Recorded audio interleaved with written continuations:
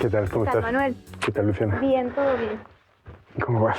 Bien, aquí pensando en este significante que se está tratando de instaurar en América Latina, ¿no? Que es el significante de fin de ciclo, perdón.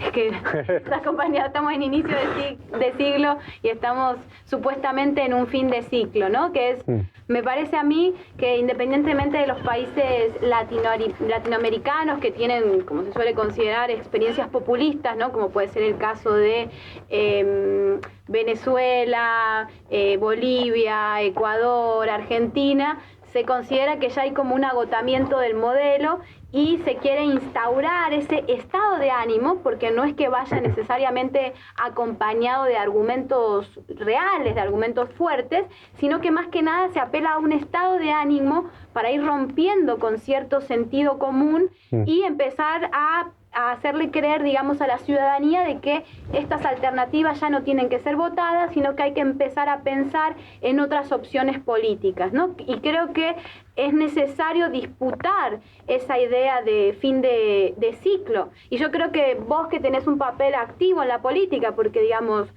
vos sos diputado del MAS, ¿qué opinás al respecto y cuáles crees que deben ser las acciones que debemos tomar tanto a nivel de la praxis política como a nivel de la intelectualidad, digamos, de la producción académica, para disputar hoy ese sentido común? Sí, ¿no? Yo creo que en todo caso a la derecha siempre le gusta esto del fin, como decías tú, ¿no? El fin de la historia, el fin del ciclo, porque en realidad creen ellos que luego son propietarios del orden natural. Una vez que se termine este episodio, digamos, corto de ciclos progresistas, luego las cosas vuelven a su cauce, siempre con esa idea crítica, ¿no? Que resumen en el uso periodístico de populismo, que está cargado de absolutamente todos los estereotipos negativos, recuperando lo peor de la tradición intelectual conservadora del siglo XIX, de principios del XX. O sea, el populismo es sucio, desordenado, y en general, digamos, quieren atribuir a que simplemente fue una especie de equívoco temporal y que ya luego vendrá la democracia consensualista, ordenada, no conflictiva. Y como dices tú, es la idea de intentar, digamos, de intentar imponer un relato. Y en ese sentido, sí tiene una estrategia inteligente, ¿sabes? De disputar las palabras, disputar el nuevo nombre de la época para arrinconar en un rinconcito de la historia a este periodo de transformación. Yo en todo caso creo que hay que combatir ese esfuerzo y que los procesos de la región, los procesos de transformación de la región, tienen bastante fuerza todavía. Lo que sí es verdad es que yo creo que estamos en un momento diferente, que es muy distinto a decir que estás en un fin de ciclo. Yo creo que el éxito de haber logrado como proceso transformar muchos aspectos fundamentales de la vida en nuestros países, por supuesto, transforma la sociedad. Uno no puede pensar que ha logrado acometer grandes tareas históricas. Te hablo en el caso particular de Bolivia. La demanda del bloque popular de 2000 a 2005 se concentró en lo que se denominó en el país la Agenda de Octubre, que era nacionalización de los hidrocarburos, asamblea constituyente, que lleve adelante un gobierno indígena. Esas tres grandes tareas en el país se han cumplido. Entonces es cierto que eso ha provocado una transformación de la sociedad, una transformación de las demandas de la gente, de las necesidades de la gente, de cómo ordena sus lealtades la gente. Entonces es cierto que ahora es un nuevo momento con nuevos retos, nuevas preguntas, y el vigor y la fortaleza del ciclo se va a demostrar en la medida que tú seas capaz de responder a esas nuevas cuestiones. Y que ahora ya están claramente, en mi opinión, y te diría que casi en toda la región, en un momento menos épico, porque has cumplido tareas que eran grandes asignaturas pendientes que estaban muy cargadas de épica. Por lo menos en el caso boliviano es evidente, ¿sabes? La primera constitución redactada por la gente, votada por la gente, la recuperación de la soberanía sobre tus recursos. En cambio ahora el reto es un poco más profano, más institucional. Necesitas poner en marcha de manera cada vez más eficiente instituciones que respondan a estas nuevas demandas. Y ahí nos jugamos la continuidad, ¿no? Y el vigor del ciclo. Claro, es interesante esto último que decís porque, bueno, como vos muy bien sabés, yo vivo en Ecuador, ¿no es cierto? Y curiosamente, si bien tanto Ecuador como Bolivia, que además son países que siempre se los ha pensado juntos, porque son países andinos y han tenido al inicio procesos similares, entonces por lo general cuando se piensa en los populismos se suele asociar mucho el caso de Venezuela, Ecuador y Bolivia, ¿no? Y quizás el caso argentino o brasilero, si lo llegamos a considerar populista, están como en otro registro, digamos, simbólico, pero estos tres se suelen considerar juntos. Sin embargo, decía que me interesaba lo que vos marcabas recién, porque creo que Bolivia y Ecuador, no sé qué opinas al respecto, tienen evoluciones distintas. Vos recién decías, y yo comparto tu apreciación del caso boliviano, en donde es necesario quizás no perder la épica, pero sí dejar de darle tanta importancia a la épica, a las mitologías que son necesarias para sostener el proceso, pero quizás, digamos, mermar un poco eso y empezar a prestarle atención a la cuestión más profana de la gestión en un sentido social y transformador, pero, digamos, gestión al fin, institucionalidad. En cambio, yo creo que en el caso ecuatoriano ha pasado algo muy distinto. Es decir, que quizás también tiene que ver por las tradiciones de quienes son los líderes. En el caso, digamos, de Alianza País, digamos, el partido político que lidera la Revolución Ciudadana, se ha puesto mucho énfasis en la eficacia de las políticas públicas y se ha producido, si se quiere, cierta desafección con respecto a la ciudadanía. Sí, es que en realidad yo creo, digamos, que la épica se muere por éxito, ¿sabes? O sea, que yo creo que a 10 años de ejercicio del poder estatal, casi que aunque tú quisieras seguir imprimiéndole épica, no lo vas a conseguir, porque en la medida que tú has construido un ciclo, digamos, político exitoso, lo que te movilizaba en un principio, y te hablo sobre todo del caso boliviano, pero yo creo que se puede extrapolar a los demás, si tú lo has hecho bien, son decisiones que la gente ya interioriza casi como derechos adquiridos. Ahora movilizar en Bolivia diciendo yo voy a hacer una asamblea constituyente no tiene sentido porque ya se hizo, y cada vez tiene menos sentido electoral decir yo hice la asamblea constituyente, porque en general es el suelo del que parte cualquier proyecto político que quiera disputar el poder. Entonces yo creo que la pérdida de influencia de la épica no depende ya casi de la voluntad de los proyectos, sino que es, digamos, cómo está establecido el nuevo suelo, la nueva cancha política. Sobre lo que tú comentas del Ecuador, yo sí creo que es cierto que la Revolución Ciudadana apostó mucho por la gestión pública. Y ahí habría que preguntarse sobre qué tipo de gestión pública, ¿no? Porque no es lo mismo una gestión pública progresista que una gestión pública, digamos, que tenga la eficiencia como principal criterio, pero no se despegue demasiado de la tradición de gestión pública noventera, que no se despegue demasiado en términos estructurales, porque al final lo que sí terminas más o menos haciendo, y lo habíamos hablado más veces, es que hay una contradicción entre generar individuos y construir comunidad. Entonces, si tú no eres capaz de incidir con una política pública progresista, lo que vas a hacer al final es fortalecer la idea de un individuo guión consumidor en su relación con el Estado, siempre bilateral, dentro, digamos, de un imaginario y de unos valores muy de éxito noventero. Yo creo que ahí está seguramente uno de los retos principales de nuestros procesos, la relación con tus clases medias que no han conseguido ir mucho más allá de valores dominantes en los 90. Hace poco salía el último Latino Barómetro y ahí, digamos, mostraban cómo en Ecuador, Bolivia, son de los países donde hay más autopercepción de clase media, de mejora respecto a tu futuro, respecto al futuro del país, pero tienes otros ejemplos que también pueden ser en Bolivia, pero hablo, digamos, de Brasil y de Chile, que yo creo que también estamos dentro de esa misma matriz, de mientras más asciendes socialmente, eres más refractario a políticas de redistribución, más asciendes socialmente, más piensas que la pobreza es una cuestión de responsabilidad individual. Entonces, esos son retos tanto para el gobierno ecuatoriano como para el boliviano, como de alguna manera los éxitos de tu política distributiva, si no disputas lo cultural, institucional en un sentido progresista, estás generando sujetos que difícilmente van a respaldar un proyecto emancipador, que siga hablando de lo colectivo, que siga hablando del vínculo social. Y yo honestamente creo que es un reto muy complejo. Sí, de hecho creo, si no me equivoco, es el mismo estudio que vos citás. Ahí una de las preguntas que se le hacía a los sectores, digamos, que hoy son de clase media y en otro momento no lo eran, ¿cuál creían que era el motivo por el cual estaban en esa nueva situación favorable?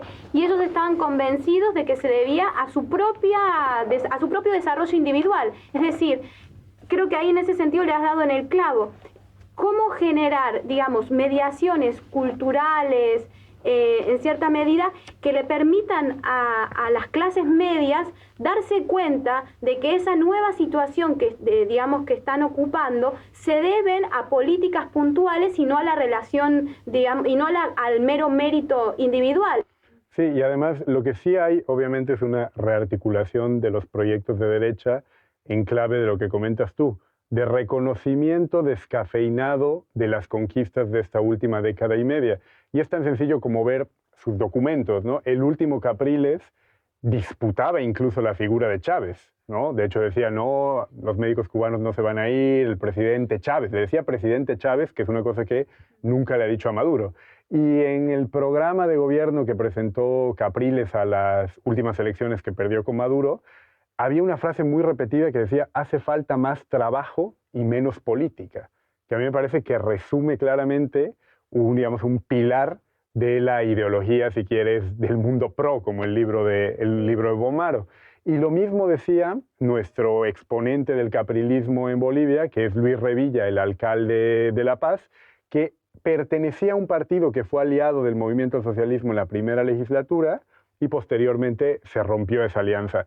Revilla es un claro ejemplo, digamos, del caprilismo, de Rodas, con algunos matices de Massa. Él fue reelecto alcalde en el último mayo, y entonces él decía, yo necesito 7 concejales, que es más uno de la mayoría del consejo, para dedicarme a trabajar y no a la política, ¿no? Entonces es calcado de lo que te puede decir un Capriles. Y yo creo que ese discurso puede interpelar cada vez más a un sujeto que responde como lo que apuntas tú. Mi éxito económico es gracias a mi esfuerzo, no voy a, en ningún caso, digamos, nada parecido a pagar unos impuestos porque no voy a retribuirle al Estado unas condiciones que no me genera ni me devuelve porque mi estabilidad económica es gracias a mi trabajo. Y yo creo que ahí tenemos, como te decía al principio, un reto mayúsculo. Y yo te diría como autocrítica también que si bien nuestros procesos han demostrado las limitaciones y las equivocaciones de las tesis que decían que se podía cambiar el mundo sin tomar el poder, que no era importante tener leyes, ni el boletín oficial del Estado, ni un ministerio, yo creo que hemos tenido cierta limitación a la hora de recuperar lo público. Nos hemos, digamos, quedado satisfechos con recuperar la presencia del Estado en la economía, pero nos hemos olvidado que lo público es mucho más, que lo público es recuperar de manera densa la educación pública, la sanidad pública, y ni siquiera solo ese tipo de instituciones, las universidades, los sindicatos. Si Thatcher fue eficiente al construir un ciclo político largo y duradero, es porque entendió que lo hegemónico, que la disputa hegemónica no bastaba, no se ganaba solo con tener mayoría parlamentaria. Destrozó a los sindicatos. ¿Y por qué los destrozó? Porque desde esos lugares tú irradiabas un pensamiento que apoyaba el estado de bienestar, que apoyaba la redistribución. La derecha en Europa, cuando el socialismo ganaba elecciones, ocupaba todos los espacios intermedios, judicatura, funcionariado, universidad, porque ellos sí entendían bien que se disputa el sentido común desde todos esos lugares. Entonces a mí me parece que tenemos cierta limitación y nos hemos quedado, si quieres, como satisfechos, es decir, hemos transformado económica y socialmente nuestros países, se han roto barreras de discriminación racial, que en el caso boliviano sobre todo eran muy parecidas al apartheid sudafricano, y gestionamos muy bien la economía. Pero te estás dejando la intervención eficiente en lo público ampliado, si quieres. Y si tú no mejoras la calidad de tu escuela pública, si un ciudadano boliviano a 10 o 15 años de un proceso de cambio no puede decir yo voy a un colegio público y estoy feliz, te marca el criterio dominante lo privado. Entonces tú puedes cerrar ese círculo. Una idea de nueva derecha, no me gusta la política, vamos a trabajar, una idea de revalorización de lo privado en detrimento de lo público, y al final puedes tener un votante conservador en muy poco tiempo. Sí, sí, porque por ejemplo en el caso de Ecuador, Correa sí, y vos lo conoces muy bien porque además has escrito sobre eso, Correa sí ha tenido, digamos, una apuesta por la salud y la educación, ¿no? Toda la reforma universitaria que ha llevado a cabo Alianza País es impresionante. Si uno conoce un poquito la historia de Ecuador y entiende en qué lugar se encontraban las universidades antes, digamos, de que gobierne Alianza País y en qué lugar se encuentran ahora, realmente estamos en una situación muy interesante a nivel de presupuesto, pero no solo a nivel de presupuesto, sino también ver quiénes son los que estudian hoy y quiénes estudiaban antes, ¿no? Es decir, que ha habido, digamos, una democratización de la educación a nivel universitario. Entonces, en ese sentido, sí es un logro. Pero claro, luego también uno se pregunta, bueno, ¿y hacia qué modelo de universidad se va? Porque sí es cierto que se ha democratizado la universidad, sectores históricamente postergados, como suele también pasar, digamos, en Bolivia, sectores indígenas, en el caso de Ecuador también sectores afro, porque hay toda la zona de la costa es una zona afro muy importante en Ecuador, que ni siquiera forma parte del imaginario nacional, porque por lo general se suele considerar que Ecuador es andino y nada más, y Ecuador es muchos Ecuadores, ¿no es cierto?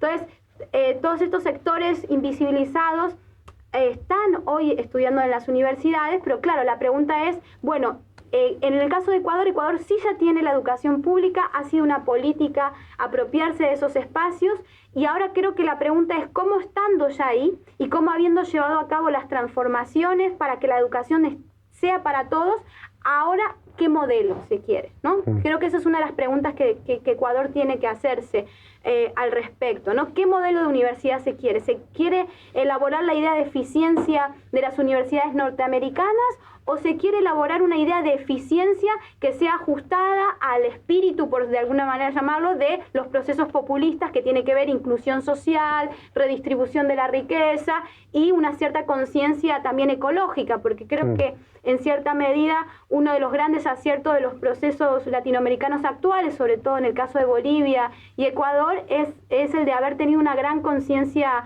digamos, ambiental, ecológica, acerca de lo que supone gobernar un país, lo que supone gobernar países que son de origen extractivista, ¿no? Sí, o sea, hay varios temas para discutir, ¿no? Porque en Bolivia yo creo que, por ejemplo, no estamos tan bien en el tema de universidad como, como apuntabas tú en el Ecuador. Lo que sí es cierto es que ahora, como nunca antes en la historia del país, tienes un montón de nuevos universitarios, de hijos de familias mestizas indígenas, que seguramente en la mayoría de los casos son el primer miembro de esa familia que entra a un estudio superior en una universidad pública. Entonces, si tú no transformas de manera efectiva la educación superior, ese chico que por primera vez entra a la universidad, por supuesto cargando la responsabilidad de ser el primer miembro de una familia de origen popular que entra a la universidad, va a tener unas expectativas muy elevadas, que si no cumple su satisfacción de tener un buen primer empleo, el problema va a ser tremendamente complejo. Y además Bolivia está atravesando lo que se conoce como bono demográfico. Vamos a entrar en un periodo de alrededor de 20 años de mayor disponibilidad de fuerza de trabajo, de gente joven que quiere incluirse e incorporarse al mercado de trabajo. Entonces, a mí sí me parece fundamental arremeter las transformaciones en esos campos. Sobre lo que decías del extractivismo, a mí me parece que es un tema central, tanto en Ecuador con la discusión en torno a Yasuní, como en Bolivia en torno a la discusión con el TIPNIS. Ha habido, digamos, como mucha inflación discursiva y mucha polémica alrededor de eso. Yo creo que una cosa básica es plantearte qué condiciones materiales tienes para avanzar en un escenario post-extractivista. El extractivismo no se cambia a punta de decreto. Si algo hizo el neoliberalismo es acentuar todavía más tu condición de economía de enclave periférica extractiva. Bolivia tiene un problema de extractivismo desde el origen del país, ¿sabes? Desde Potosí, pasando por toda la explotación de los recursos. Entonces, a veces me parece que los colegas críticos son tremendamente impacientes. De hecho, tienes una especie de mezcla curiosa que gente que siempre desconfió del Estado, desde sus posiciones autónomas, tal, de pronto está enojadísima porque el Estado no diversifique la producción, no cambie la matriz extractiva en 10 años. No es sensato pensar que eso va a pasar en 10 años. Sí es más sensato exigir que hayan ciertos pasos, ciertas iniciativas políticas, por lo menos experimentales, para ir modificando un poco. Pero lo que a veces se le olvida, no sé, a Eduardo Gudinas o a otra gente, es que uno tiene que ganar elecciones. Y un programa ecologista, ambientalista, en Bolivia no te agregaría ningún resultado positivo. De hecho, es el ejemplo de Alberto Acosta en el Ecuador. Entonces, como comentábamos igual contigo, tú siempre tienes que estar, digamos, un poco en el sentido común y un poco, pero solo un poco, en la vanguardia y en la iniciativa transformadora, porque si no, puedes tener, digamos, iniciativas increíbles y decir, por decreto se acaba el extractivismo y ahora solo entra la energía eólica, pero con eso no vas a responder a las necesidades inmediatas que tiene tu gente, que al final es la que decide qué proyecto político gobierna un país. Claro, sí. Y en cierta medida es curioso que de manera, digamos, causal estemos pensando universidad y extractivismo, porque yo creo que, claro, si uno piensa en política a corto plazo, no encuentra ningún tipo de relación, pero si uno piensa en una política a mediano plazo, es solamente, no solamente, pero en gran medida desde las universidades donde vamos a poder generar dinámicas distintas al extractivismo. Y como vos muy bien decías, estos colegas que muchas veces son antiestatales, luego le exigen al Estado que por decreto diga que ya no tiene que haber más extractivismo, cuando vos lo que necesitas es forjar un país para que estén las condiciones materiales que te permitan alternativas económicas diferentes a la del extractivismo. En ese sentido, digamos, la apuesta de Correa con la Universidad de Yachay es esa la apuesta, es decir, crear un centro de pensamiento de nuevas tecnologías para que en algún momento determinado la lógica extractivista deje de ser la predominante en el país ecuatoriano. Entonces creo que es muy importante. Creo que es muy importante la universidad en dos dimensiones. Por un lado, para empezar a pensar políticas que generen una transformación de la matriz productiva, como dice Correa, ¿no? Entonces ahí tenés que abocarte a la tarea de nuevas tecnologías y crear carreras muy específicas para poder estudiar esos aspectos y poder generar impactos y cambios reales. Pero por otro lado hay un aspecto que las universidades nuevas no pueden dejar de prestar atención, que es la dimensión cultural también, ¿no? La cuestión del pensamiento, las artes, la cultura, etcétera. Y en ese sentido yo creo que, por ejemplo, en Argentina hay una experiencia muy interesante, que son vos la conocés muy bien también, son las universidades del conurbano bonaerense, ¿no? Como puede ser la Universidad de La Matanza o la Universidad, digamos, General Sarmiento, en donde, al igual que lo que decías antes, en estas universidades hay primeras generaciones que son las que estudian aquí. Y lo interesante de estas universidades es que creo que sí están siendo universidades conscientes de eso, es decir, que son primeras generaciones. Entonces se está tratando de generar un colchón para que esa gente pueda entender el lugar en el que se encuentra y cuáles son sus posibilidades de inserción laboral, y no solamente de inserción laboral en un sentido individualista, sino también de, bueno, tengo una responsabilidad cuando me desempeñe laboralmente y cómo eso va a transformar el país, ¿no? Entonces por eso creo que las universidades son un enclave importante para poder generar esta transformación de la matriz productiva y dejar de ser países extractivistas. Y yo creo que García Linera en su encuentro para el progresismo latinoamericano lo explicó muy bien. Es decir, todos queremos dejar de ser extractivistas, pero nos toca la difícil y embarrosa tarea de tratar de generar las condiciones para dejar de serlo. Por eso, como decías antes vos, es importantísimo estar en el Estado para generar políticas públicas que te permitan salir de esa situación. Claro, y digamos, para ir terminando, yo te diría que mi experiencia como diputado, que yo siempre les digo a los amigos que está limitada en el tiempo, porque honestamente yo creo que hay que estar como servidor público lo que uno esté dispuesto a dar y no mucho más, ¿sabes? O sea, contra los 90, que había una permanencia eterna de diputados, que tu hijo era diputado, tu sobrino era diputado, el MAS tiene, digamos, por norma, renovar la asamblea. De hecho, en esta nueva asamblea simplemente repiten 3 compañeros. Yo, una de las enseñanzas, y con esto ya termino, es que las transformaciones en el Estado, sin que suponga ser menos exigente, uno tiene que ser paciente y con poco entusiasmo, porque ese es el ritmo del Estado. Y más si vas a hablar de diversificar, intentar diversificar tu matriz extractivista con las condiciones que tiene Bolivia, que no hay que olvidarse el lugar que ocupa en el sistema mundo. Entonces, ahí yo te diría, digamos que la fórmula, cuando discuto con algunos amigos críticos por la izquierda, es muy poco entusiasmante, sin dejar de ser importante tener el Estado, y hay que ser paciente, y hay que saber qué necesidades, demandas y expectativas tiene la gente que te vota hoy, porque con eso termino, a veces a los amigos se les olvida que hay que pasar por elecciones. Claro, sí, bueno, creo que todo lo que hemos conversado ahora, más allá de que lo hayamos dicho de manera explícita o no, creo que demuestra que el fin de ciclo es más un sentido común que se organiza desde lugares mediáticos y corporativos del poder y que en realidad estamos en un momento donde ya hemos llegado a un punto en donde por suerte tenemos la oportunidad de plantearnos una serie de debates y desafíos que en otro momento hubiera sido impensable. Es decir, quizás a veces parezco excesivamente optimista y quizás creo que a vos te pueden decir lo mismo, pero por un lado hay que ser paciente, no esperar demasiado, pero por otro lado creo que estamos en una situación donde podemos seguir, digamos, llevando a cabo el proceso hacia lugares impensados de alguna manera y que pueden ser muy, muy fructíferos, no solo para Latinoamérica, sino como alternativa de un mundo, digamos, por venir, que no sea esta lógica neoliberal que parece que se lo comiera todo y, como dice el amigo Jorge Alemán, el crimen es perfecto, ¿no?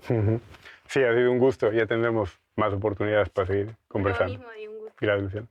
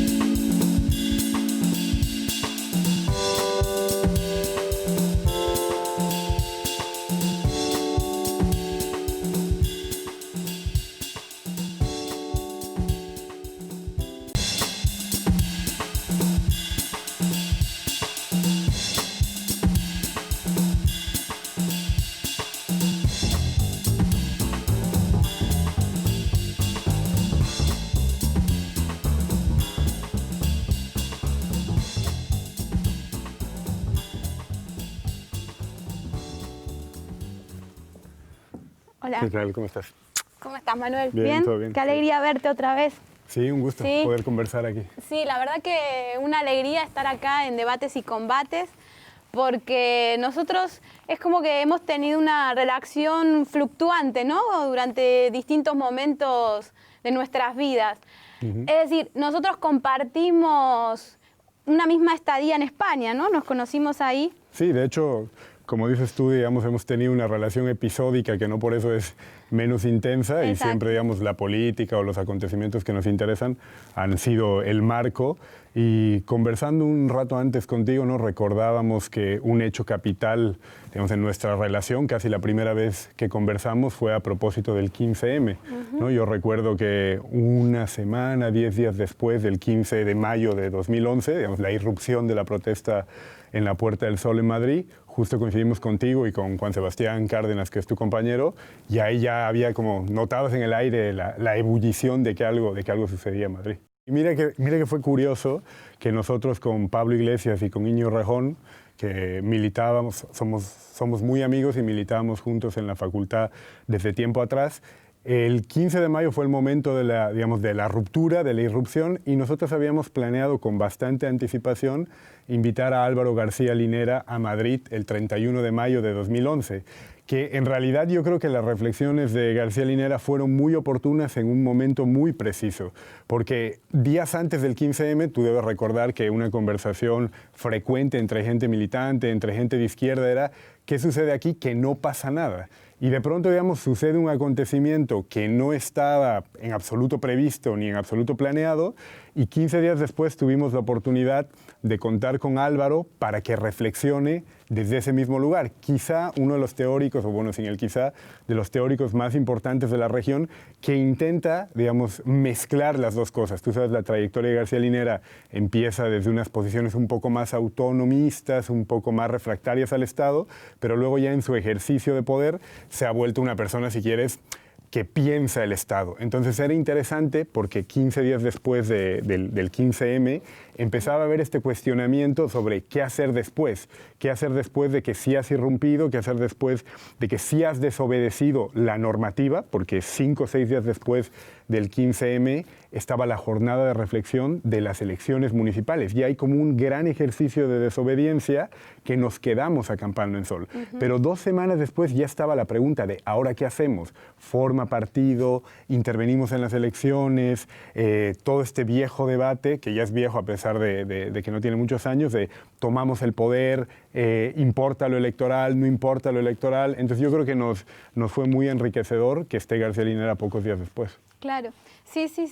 Además, también es el momento en el que, digamos, ciertos intelectuales latinoamericanos, como el caso de García Linera o el caso, digamos, de Ernesto Laclau, eran figuras marginales hasta ese entonces en España, ¿no? De hecho, yo recuerdo que cuando hice la tesis de maestría en la Universidad Autónoma de Madrid, uno de mis referentes teóricos era Ernesto Laclau, y muchos compañeros, digamos, de la maestría me miraban un poco extrañados, porque les sonaba el nombre, pero les parecía como una referencia muy extraña, que un poco tenía que ver quizás con el hecho de estar haciendo una maestría en filosofía política, ¿no?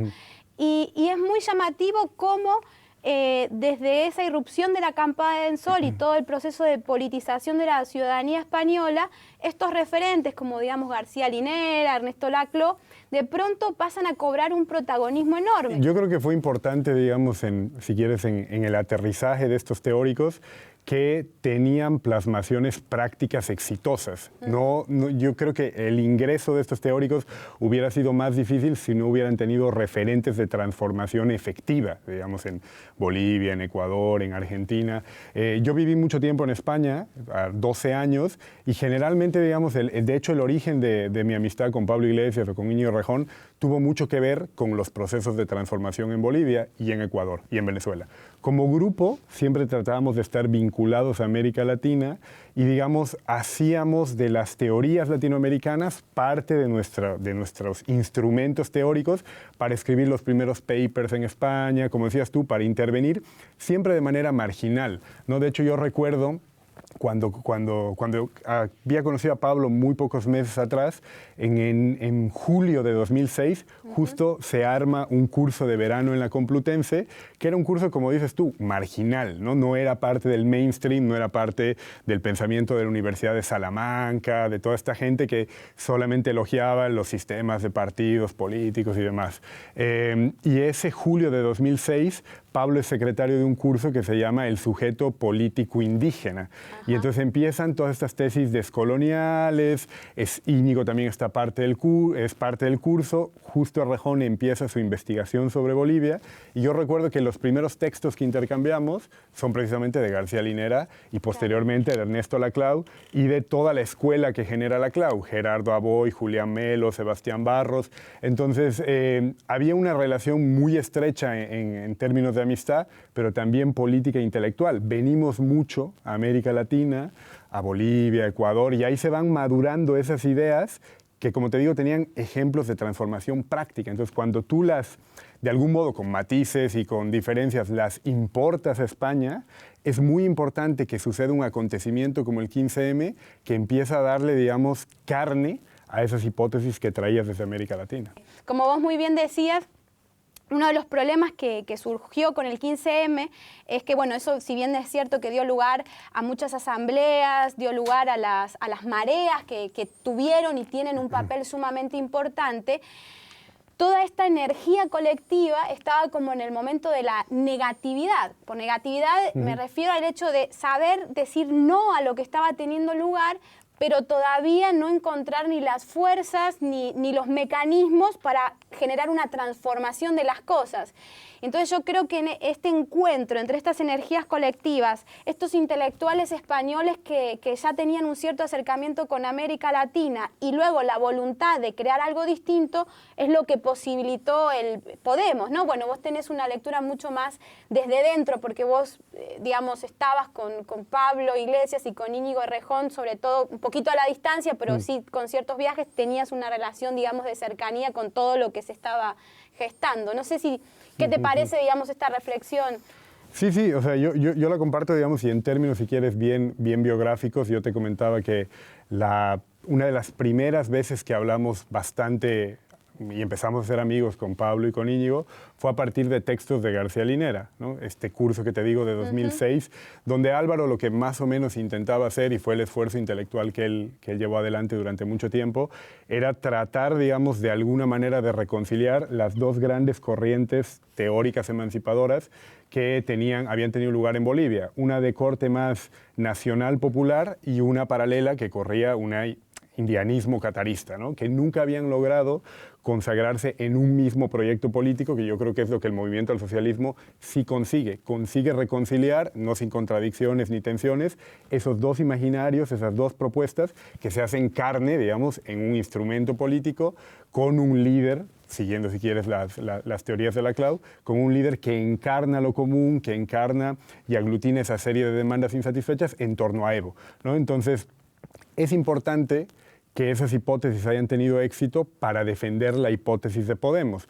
Porque, como bien dices tú, después del 15M hay cierta lectura antiinstitucional, antielectoral, por ejemplo, de desahuciar cualquier tipo de iniciativa que dispute lo institucional, que yo creo que la hipótesis de Podemos ha mostrado que es importante intentarlo. Yo recuerdo que una de las cosas que valorábamos como más acertadas fue en las discusiones del 15M, no sé si tú recuerdas, que se decidió dividir la asamblea de política a largo plazo y la de política a corto, porque si no estabas destinado a la impotencia, porque cuando empezabas a discutir algún plan de acción político a corto plazo, siempre surgía alguien que te decía que al final eso favorecía al capitalismo y que no sé qué y que no sé qué. Yo creo que fue una decisión muy acertada, porque también, como han dicho varios amigos nuestros en España, lo que había en el 15M era una crisis de cierta idea de la representación, no de toda la representación. Yo no comparto, digamos, las tesis que piensan que era una enmienda a cualquier idea de la representación. Entonces, por eso yo creo que fue importante la visita y el intercambio con Álvaro García, con Ernesto Laclau, que teorizan desde diferentes perspectivas la transformación desde el Estado, la necesidad de disputar lo institucional, de incidir en las políticas públicas, no de una idea, digamos, como ajena al Estado y solo considerarlo como un enemigo. Si quieres, desde visiones diferentes, tanto Álvaro como Ernesto Laclau o el mismo Boaventura, que hablaba del Estado como un novísimo movimiento social, yo creo que fueron muy importantes para alimentar esa posibilidad de cambio en España que intenta, digamos, conseguir espacios desde la hipótesis Podemos. Sí, acuerdo con vos, porque incluso cuando tuvieron lugar, digamos, las primeras reuniones, ¿no? En Sol, había gente que se declaraba apolítica, es decir, consideraban que ser apolítico era revolucionario, ¿no? Entonces era un momento de mucha confusión, es decir, tenías a los apolíticos que tenían una cierta noción, digamos, superficial, que se consideraban unos ciudadanos de pie y que simplemente, como tuvimos nosotros, digamos, a principios del 2000 en América Latina, lo que pedían era que se fueran todos, ¿no? Una especie de basta. Pero no estaba esta instancia reflexiva en el que una vez que uno dice basta, tiene que empezar a pensar la política, ¿no? Luego tendríamos otro sector que era el más de izquierda, si se quiere, radical, como vos muy bien decís, movimentista, que además estaba muy asociado también a todo el movimiento antiglobal que había tenido lugar en Europa, que siempre han visto a las instituciones como algo de lo que tienen que apartarse. Y luego estaba esta otra experiencia singular que en cierta medida venía alentada por intelectuales latinoamericanos o europeos que tenían cierto conocimiento de América Latina, en donde ellos saben que la cuestión, digamos, de los movimientos sociales y la construcción desde la calle es importante, pero también habían llevado a cabo una reflexión acerca sobre la importancia del Estado, es decir, cómo generar mediaciones que permitan que lo que está sucediendo en las calles y en la acción colectiva a nivel, digamos, de la ciudadanía pueda también encauzarse hacia una política de Estado. Y cómo eso, como vos dijiste, me parece de manera perfecta, que yo comparto con vos, cómo ese tipo de enlace que se puede generar posibilita una transformación en la noción de representación.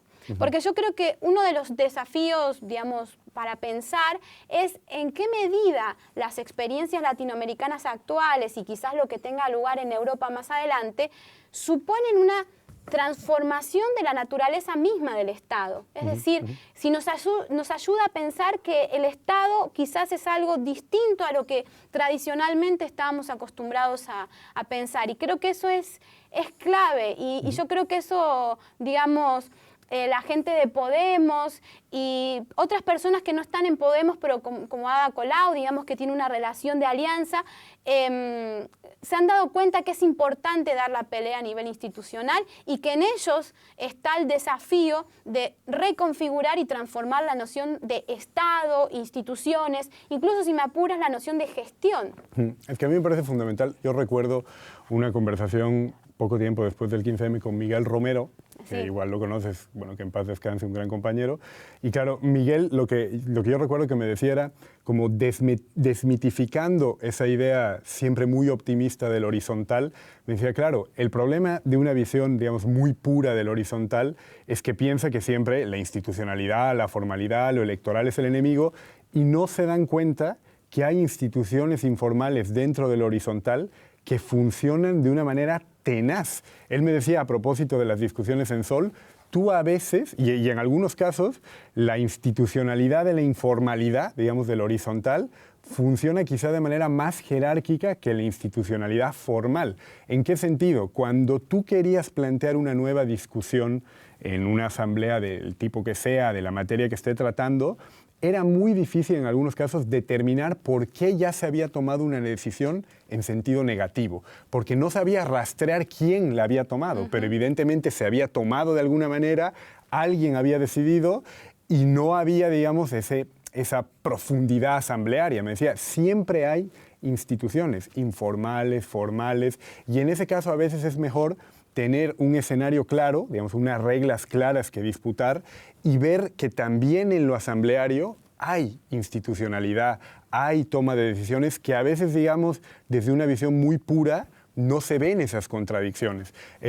Por ejemplo, buena parte de los críticos, digamos, de izquierda de los procesos latinoamericanos, yo creo que siguen un poco enmarcados en esa visión más romántica de lo asambleario. Yo recuerdo un artículo de Tony Negri y de Raúl Sánchez Cedillo que, advirtiendo y criticando algunas decisiones de Podemos, decían tienen que seguir el ejemplo de los compañeros bolivianos, cuya asamblea constituyente fue un ejemplo exitosísimo de mantener abierto el momento constituyente para evitar que el poder constituido, digamos, fagocite la energía constituyente y según Negri y Sánchez Cedillo, por eso se decidió estratégicamente dejar abierto 3 años la constituyente. Eso simplemente no es verdad.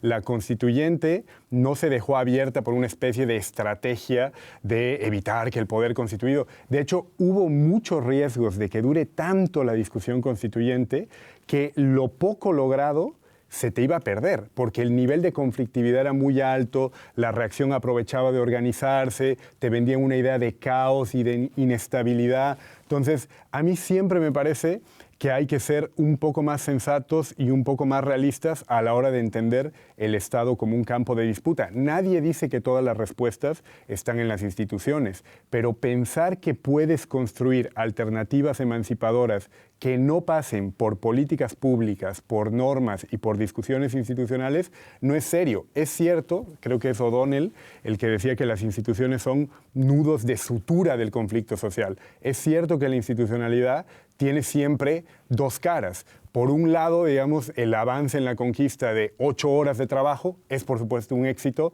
que genera derechos. Y por otro lado, también domestica y disciplina la fuerza de trabajo. Pero por eso se trata, digamos, de un movimiento de apertura, recuperar, volver a disputar. Sí, sí, estoy de acuerdo con lo que vos decís, porque bueno, yo uso un término que lo tomo de Hegel, ¿no?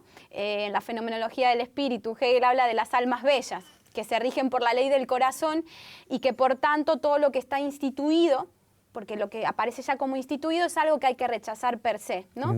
Entonces, claro, eso los mantiene en un lugar que era un término que usaba antes, ¿no? El lugar constante de la negatividad. Pero claro, vos estás marcando en el lugar de la negatividad en el cual, por tanto, el Estado, las instituciones, es algo que ya es malo, algo malo por el hecho mismo de haber estado instituido.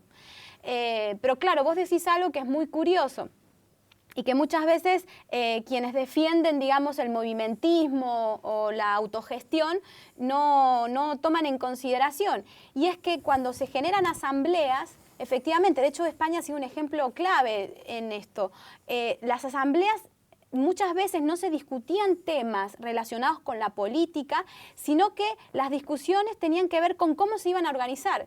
Muchas veces se perdían semanas pensando la forma en la que iban a hacer la toma de decisiones, porque está esta voluntad de que todos puedan ser representados en la toma de decisiones, con lo cual es una mirada un poco, si se quiere, cuantitativa, es decir, creen que la suma de las opiniones de los individuos pueden condensarse en una expresión común. Y yo creo que en cierta medida esa es la ilusión que ellos tienen. Y justamente esa ilusión por la cual creen que lo que salga en esa asamblea en el fondo va a representar a lo que todos quieren, es esa misma ilusión la que luego los vuelve muy burócratas. Es decir, las asambleas se habían convertido en un lugar excesivamente burocratizado, porque si todos no estaban de acuerdo con las cosas, por ende las cosas no salían. Y claro, en espacios abiertos, públicos, en los que todos pueden intervenir, es muy difícil tomar una decisión. Y creo que ese era el problema.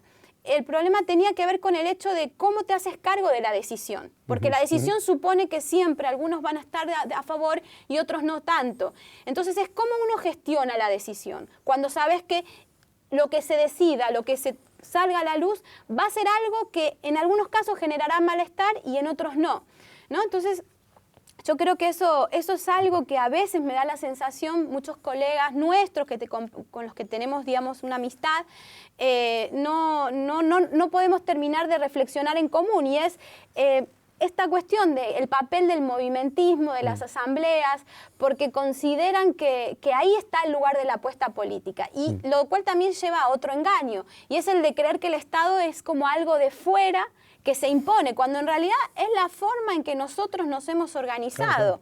Y que si tú criticas una idea y criticas las instituciones del Estado y crees que puedes generar un movimiento o una autogestión, como vos muy bien decías, va a salir una nueva institucionalidad. Es decir, la institución es algo que nos constituye en el momento en que queremos organizarnos. Entonces, no necesariamente rechazar al Estado nos va a llevar a una institucionalidad ideal, sino que se va a volver a generar espacios de disputa, de jerarquías, de tomas de decisiones. Claro.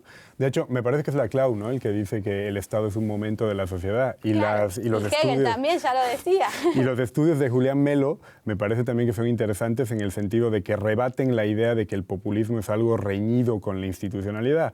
Dice Melo que siempre hay, a la manera de este péndulo también que escribía Boy-Carlef, como un doble movimiento, un movimiento destituyente y uno instituyente de una nueva institucionalidad. No es cierto que el populismo está reñido con la institucionalidad, de hecho tiene vocación de generar un nuevo orden, ¿no? Pero, digamos, respecto a los colegas que critican siempre por la izquierda, yo coincido con todo lo que dices, sobre todo creo que descansan en cierta aspiración de que se puede volver al momento original, ¿sabes? De que uno puede establecer a ciencia cierta cuál fue el momento de la traición. En el caso boliviano, evidentemente creen que la traición está en la decisión de Evo Morales de apostar por una política extractivista, por decirte algo. En el momento de Podemos están absolutamente convencidos que la traición está en la decisión de Vistalegre.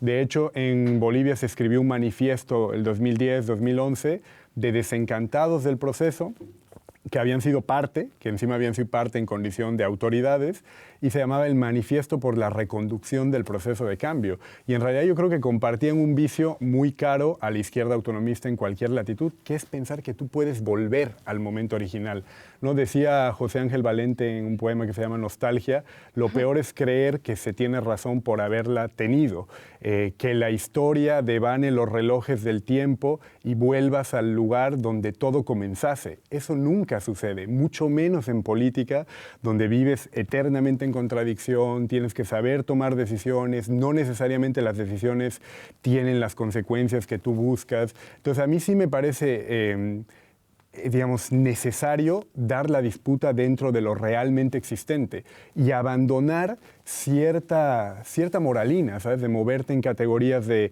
traición.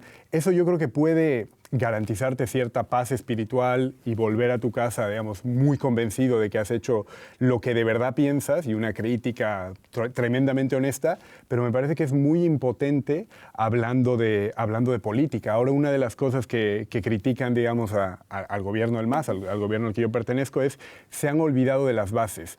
Hay que bajar a las bases y hay que recuperar contacto con los movimientos. En realidad, me parece que es una idea estática de la base. Lo primero que hay que pensar es a qué lugar bajas, cuál es la base 10 años después, cómo te relacionas con ellos. Yo te digo, digamos, ahora haciendo política digamos, en mi condición de diputado, que en todo caso espero que sea solamente momentánea, es una cosa realmente manchada, compleja. Es necesario siempre la puesta, digamos, en un ejercicio de realidad, de cuáles son los actores políticos en el momento en el que estás. Por supuesto, no quiero hacer una especie de elogio del pragmatismo, del cinismo, pero sí un necesario principio de realidad al hacer política. Sí, sí. Por eso usaba antes el término de las almas bellas, ¿no? Porque el alma bella es aquella alma que tiene miedo a lo real, ¿no? Es decir, siempre es más fácil tener razón, porque tener razón no necesariamente es estar en el mundo. Es decir, tener razón siempre es más fácil, porque cuando estás en el mundo te das cuenta que estás lidiando contra lo que se resiste, ¿no? Y cuando las cosas se resisten, uno tiene, como decía antes, que tomar decisiones. Y entonces eso hace que las decisiones a su vez lleven a lugares impredecibles. Es decir, idealmente uno puede haber proyectado las cosas hacia un lugar, pero en la materialidad del mundo las cosas transcurren hacia canales que uno no tenía previsto. Y todo el tiempo uno tiene que estar, digamos, negociando con eso. Entonces, la idea de que hay un lugar puro desde el cual se podría partir otra vez para que las cosas puedan encauzarse mejor, creo que es una actitud en la cual nunca estás, como decías vos, lidiando con lo realmente existente. Entonces es una posición donde sí te da cierta lucidez para poder diagnosticar y detectar los problemas, pero tiene la dificultad de que termina siendo un discurso abstracto, porque no estás hablando desde las cosas mismas, sino que estás hablando desde un lugar normativo, si se quiere, de cómo deberían ser las cosas. Y como vos muy bien decís, estar en lo realmente existente no nos tiene que llevar a un pragmatismo ni a un cinismo, pero sí tiene que llevarnos a reconocer que las cosas no van a ser como uno quiere, sino que siempre hay que estar en un espacio, digamos, de negociación con los demás, con las coyunturas, con los otros países, con el mapa geopolítico, y eso muchas veces obliga a tomar decisiones que incluso uno en una situación de pureza no las tomaría. Pero entonces creo que es un límite muy difícil, ¿no? De determinar cuándo tomar esa decisión, cuándo no tomarla.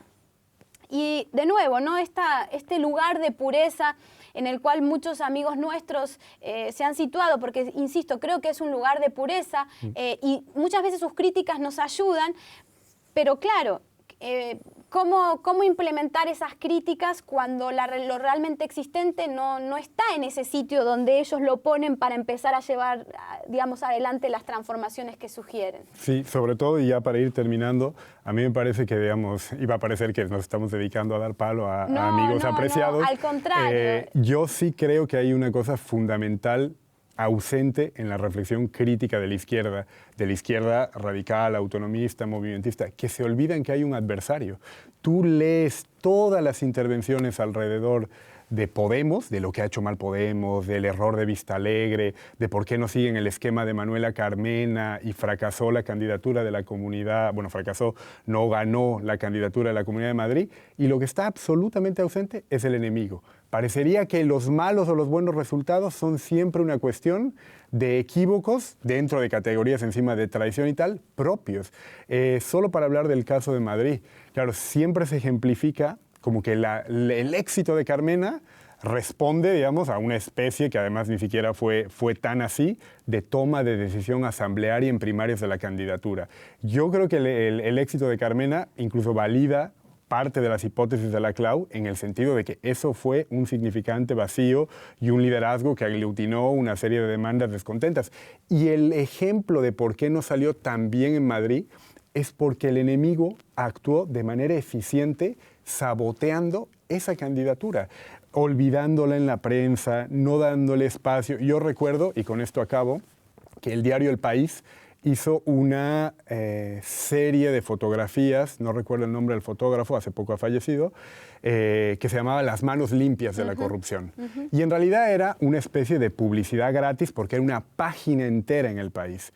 El único candidato que no salió en esa publicidad fue José Manuel López, el candidato a la Comunidad de Madrid. Sí salió Manuela Carmena, sí salió Begoña Villasís, sí salió Esperanza Aguirre, sí salió Cristina Cifuentes. Entonces a mí me parece que a veces ese ejercicio, digamos, de cierto ombliguismo nos perjudica, y la derecha en eso siempre es tremendamente efectiva en cualquier latitud. Identifica que hay un enemigo al que quieren aplastar y todas las diferencias se suprimen durante un momento momentáneo. Pero nosotros, tanto en Bolivia como en España o en Argentina o en Ecuador, siempre estamos más esforzados en ver cuál es la traición del compañero y en olvidar, digamos, la eficacia de un adversario que es enorme en Bolivia, en España o en Ecuador. Sí, sí, estoy de acuerdo con vos. Bueno, fue un gusto conversar y espero que en otro momento podamos tener otras charlas así. Sí, yo también lo espero. Vale. Vale.